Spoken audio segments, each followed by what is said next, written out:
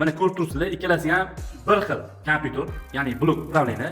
Polshaniki deb ko'pchilik Xitoyga original deb qo'yib yuborishyapti. Mana bunisi original mahsulot, Polshaniki haqiqatan ham. Bunisi esa Xitoy. Ko'ryapsizlar, adinkan nomi bir xil chiqqan ekan. Ehtiyot bo'linglar. Reduktorga keladigan bo'lsak, mana italyanskiy deyapti-da, mana bunaqa Xitoy ham qo'yib yuboryapti. Ataki italyanskiysida mana o'zida shtrix kodlari ham, seniki nomerlari ham boshqacha bo'ladi. Ko'rinishi lekin bir xil. Aldanib qolishdan ehtiyot bo'linglar. Gazmanovga kelsanglar, sizlarga Xitoyga originallar hammasini farqini ajratishni biz ko'rsatib o'tamiz. Xohlasanglar bizda, xohlasanglar boshqa joyda qo'ydirishinglar mumkin.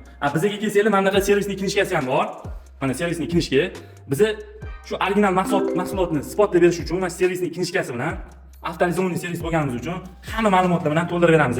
Bu yerda klientning ma'lumoti, mashinasining ma'lumoti, sizga o'rnatgan firmaning ma'lumoti hammasi yozilgan bo'ladi. Kelsanglar, sizlarga ham shunaqa original mahsulotlar bilan qo'yib beramiz. Aldanib qolishdan ehtiyot bo'linglar. Polshaniki deb hamma Xitoyni qutqarib. Bizga kelsanglar, sizlarga bu narsani ochiq-oydin qilib ko'rsatamiz. Originali ham bor, Xitoy ham. Xohlasanglar bo'lib to'lashga, xohlasanglar naqd variantlari ham bor. Kelsanglar, sifatli, chiroyli o'rnatilamiz. Bu videoni gazni qayerda qo'ydirsam bo'larkan, qanday ishonchli joy ekan degan hamma tanishlik bo'ladi. Hammalarga rahmat.